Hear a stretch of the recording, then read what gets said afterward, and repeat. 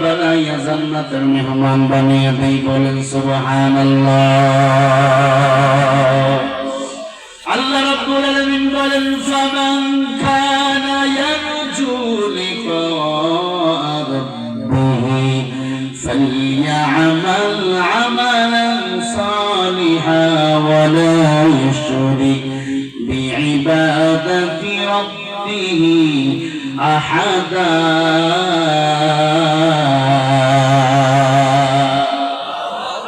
একটু জোরে বলেন আল্লাহু আকবার। আল্লাহ বলে যারা শিরিক মুক্ত ইবাদত করে, বেশি বেশি নেক আমল করবে, আমি আল্লাহর সাথে তারা সরাসরি জান্নাতে মুলাকাত করবে। বলেন সুবহানাল্লাহ। আল্লাহর সাথে যদি মুলাকাত করতে চাও, গুনাহ হয়ে থাকলে ক্ষমা চাও। ক্ষমাচারী বান্দাকে পছন্দ করেন আমার আল্লাহ। এ যুবক, দুনিয়া কিছুই না। হুব্বুদ দুনিয়া রাসু কুল্লি খতিয়া। দুনিয়ার মুহাব্বত সমস্ত ক্ষতির মূল। আর দুনিয়া জিফাতু ওয়া তালিবুহা কিলাব। নবী বলেন যারা দুনিয়ার পিছনে পাগল তারা হলো কুকুরের দল। কুকুরের দল পায়খানা খায়, কুরমা পোলাও খায়, তারা দুনিয়া নিয়ে পড়ে থাকে। এই দুনিয়াটা সুন্দর, তবে জান্নাতের মতো সুন্দর নয়। এই দুনিয়াটা হলো লেট্রিনের মতো সুন্দর। কার মতো? লেট্রিন যত সুন্দর হোক না কেন, লেট্রিন চললে ছাড়াবার জায়গা না। কেউ গিয়ে ঘুমাইবেন? এই লেট্রিনে কেউ গিয়ে ঘুমায়?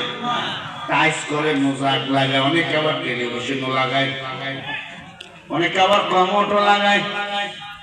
গ্রামের মূর্খ আজ থেকে 5 বছর আগে ঢাকায় গিয়ে দেখতো লেট্রিনের ভিতর কমোট, মনে করতে নতুন এক বালতি, পানিও আছে, ওখান থেকে পানি নিয়ে মাথায় ঢালতো।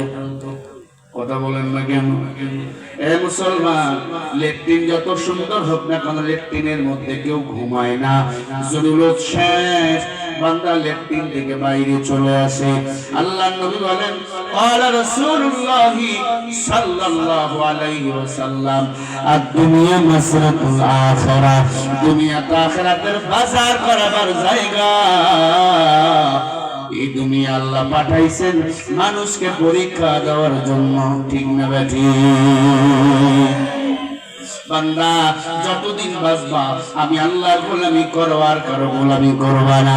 আল্লাহর পরীক্ষায় যারা উত্তীর্ণ হতে চায়, আল্লাহ বলে তারা যেন গুনাহ করলে আমি আল্লাহর কাছে তাওবা করে, কারণ তাওবাকারী বান্দাকে পছন্দ করেন আমার আল্লাহ। ওমর ফারুক রাদিয়াল্লাহু তাআলা আনহুর জামানায় এক যুবক উমরের দরবারে এসে হাজির হয়ে গেল। আমিনুল মুমিনিন, আমি যুবক গুনাহ করেছি। আরে উমর, আমার মতো খারাপ কেউ নাই, বলেন আমার আল্লাহ কি আমারে ক্ষমা করে দিবে? উমর ডাক দিয়া বলে, যুবক কি গুনাহ করেছো? বলে এই মক্কা মদিনায় যত মানুষ মারা যায়, আমি তাদের কাপড়ের কাপড় চুরি করে বাজারে বিক্রি করি। কত খারাপ! এইবার আমি এক কথা, আমি হলাম কাপড় চোর। কি চোর? বলেন বহু চোর, পকেট মার দেখছি, গরু চোর, বকরি চোর, কিন্তু এ ছিল কি চোর? কাপড় চোর। ডাক দিয়া বলে, আমিনুল মুমিনিন, যত মুসলমান মারা যায় পুরুষদের দেওয়া হয় 3 টুকরা কাপড়, ঠিক না? মেয়েদেরকে কয় টুকরা? 5 টুকরা কাপড় দেওয়া হয়। আমি ছেলেদেরও কাপড় চুরি করি, মেয়েদেরও কাপড় চুরি করি। বলেন আমার আল্লাহ কি আমাকে এই চোরের গুনাহ থেকে মাফ করে দিবেন? উমর বলে, আমি জানি না, আমি উমর তো গায়েবের মালিক না। ওয়া মা আতাকুমুর রাসূল ফাখুযু ওয়া মা নাহাকুম ফান্তাহু। আমি উমর তো গায়েবের মালিক না। চলো রাহমাতুল লিল আলামিনের কাছে চলে যাই। হযরত উমরের কাছে চলে গেল। উমর যুবককে নিয়ে মুহাম্মদ রাসূলুল্লাহর দরবারে চলে গেল। মুহাম্মদ রাসূলুল্লাহর কাছে যুবক ডাক দিয়ে বলে, পয়গম্বর, আমি হলাম একটা কাপড় চোর। মক্কা মদিনায় যত মানুষ মারা যায় আমি তাদের কাপড়ের কাপড়গুলো চুরি করে বাজারে বিক্রি করি। বলেন, হে নবী, আমার আল্লাহকে আমারে ক্ষমা করে দিবেন। নবীর চোখ গরম হয়ে গেল। এই কপাল পোড়া, একটা মানুষের শেষ সম্পদ কাপড়ের কাপড়, সে কাপড়ের কাপড় তুমি চুরি করে বাজারে বিক্রি করো। যুবক ডাকতে বলে, নবী, তাই না, তাই না। মদিনার মধ্যে একটা সুন্দরী মেয়ে মারা গেল, ওই সুন্দরী মেয়েটাকে দাফন করলো। আমি তার কাপড়ের কাপড় চুরি করার জন্য কবরের ভিতর ঢুকে গেলাম। কবরের ভিতর ঢোকাবার পর তার মুখ থেকে যখন কাপড়ের কাপড় সরাইলাম, এত সুন্দর, এত সুন্দরী মেয়ে, ওই মেয়েটার প্রেমের মধ্যে আমি হাবুডুবু খাওয়া শুরু করে দিলাম। ওই মেয়েটার কাপড় চুরি করাবার পর ওই মরা লাশের সাথে আমি জিনা করলাম। নাউজুবিল্লাহ বলবেন না? ও পয়গম্বর, বলেন, এই গুনাহকে আল্লাহ আমার মাফ করে দিবেন। আরে নবী, আমি ঘুমাইতে পারি না।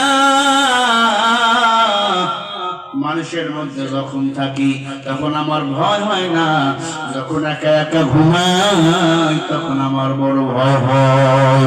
ও পয়গম্বর, বলেন, এই গুনাহকে আল্লাহ আমার মাফ করে দিবেন। আল্লাহ নবীর চোখ দিয়া টপ টপ করে পানিগুলো পড়া শুরু হয়ে গেল। ডাক দিয়া কয়, রে বেঈমান,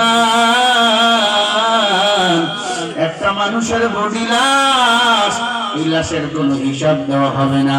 সেই লাশের সাথে তুমি জিনা করেছো, দূর হয়ে যা। আমি নবীর মন বলে আমার আল্লাহ করে ক্ষমা করে দিবে না। আমি নবীর কাছে তোমার কোনো ক্ষমা নাই, দূর হয়ে যা।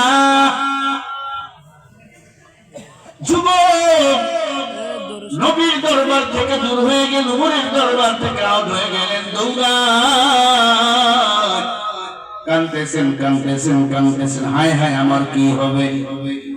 নবী আমার কাছ থেকে মুখ ফিরায় নিয়েছে, এখন আমার কি হবে?